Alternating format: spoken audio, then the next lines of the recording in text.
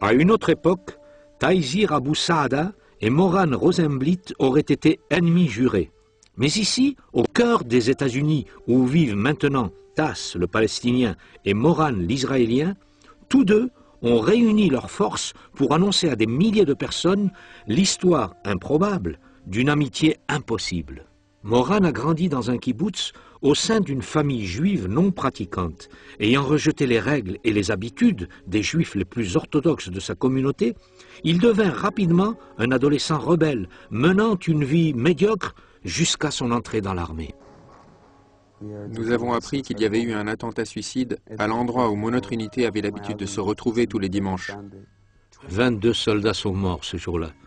Parmi eux, certains amis les plus proches de Moran. À ce moment-là, j'ai commencé à sentir en moi une colère et une haine envers les Arabes, à ne plus pouvoir leur faire confiance du tout. La haine et le désespoir avaient pris racine en lui. Après l'armée, Moran se tourna vers l'alcool. Je fuyais la dépression, la souffrance qui était dans mon cœur et que je ne laissais pas s'exprimer, la colère envers tout ce qui arrivait, la crainte. Je ne voulais pas affronter la vie. Alors, je me suis enfui dans une toute autre réalité. Il finit par quitter sa patrie. Je pensais que la vie humaine n'avait plus aucune valeur en Israël. Des gens mouraient à droite et à gauche, personne ne faisait rien.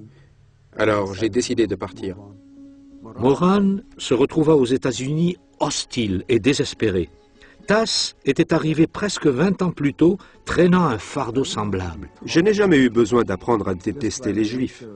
Le seul fait d'être palestinien et d'avoir été élevé dans ce genre d'environnement a permis à une haine pour les Juifs de se développer parce que je pensais qu'ils avaient pris mon pays, qu'ils me l'avaient volé. Je les détestais donc passionnément. J'étais très en colère et je ne pensais qu'à une chose, me battre. Je me suis donc enfui de la maison pour rejoindre les forces du Fatah et j'ai commencé à me battre aux côtés de Yasser Arafat.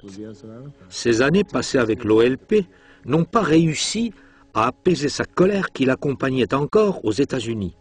Il devint un restaurateur à succès, mais sa vie restait vide, jusqu'au jour où un client avec lequel il s'était lié d'amitié l'invita à venir discuter avec lui. Il essayait de me dire qui était Jésus. Je lui répondis, « Attends une minute. » Il était en train de me dire que Jésus était le Fils de Dieu et qu'il était Dieu. Je lui dis, « Charlie, je ne crois pas dans tout ça, ne commence même pas. » Les parents de Tass sont des musulmans pratiquants ayant appris à leur fils à suivre le Coran. Tass, en bon musulman, se rendit plusieurs fois à la Mecque. Mais, le 14 mars 1993, Tass partit pour un autre voyage. Son ami s'obstinait. Il alla chercher sa Bible et il l'installa entre nous deux. Et dès qu'il eut fait ça, j'en fus si bouleversé, je pris peur et je fis un bond pour m'éloigner de cette Bible. Il me dit, « Pourquoi as-tu sursauté ?» Je lui répondis, « Je ne peux pas toucher ça. » Il me dit, « Pourquoi ?» Et je lui dis, « C'est la parole de Dieu. » Pourquoi je dis ça alors que nous, les musulmans, ne croyons pas que la Bible est la parole de Dieu? C'est un des nombreux mystères que Tass ne peut toujours pas expliquer concernant ce jour-là. Un jour rempli de révélations sensationnelles, de libération et de calme. L'impression que j'ai ressentie à ce moment-là, la paix, la joie, le fardeau qui a été soulevé de mes épaules. J'ai tout ressenti sur le champ. Tass commença à lire l'Ancien et le Nouveau Testament. Il savait qu'en tant qu'arabe, il était descendant d'Ismaël. Il découvrit alors qu'Ismaël était un homme que Dieu avait béni. Cela m'a bouleversé. Quelle merveilleuse sensation de savoir que Dieu nous avait inclus dans son plan de salut. Moran devait arriver à la même conclusion à Los Angeles en 1998.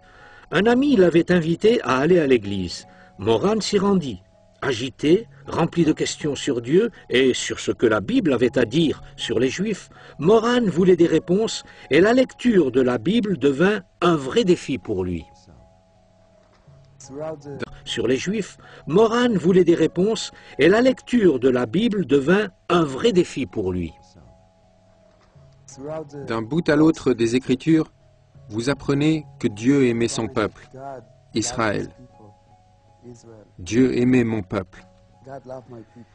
Il l'aimait tellement que lorsqu'on continuait à pécher contre lui et à le rejeter et à rejeter sa parole, il nous est resté fidèle et il nous a envoyé le Messie promis qui devait nous sauver de tous nos péchés. Dieu a ouvert mes yeux à la vérité. Et soudain, la parole de Dieu est devenue la vérité pour moi.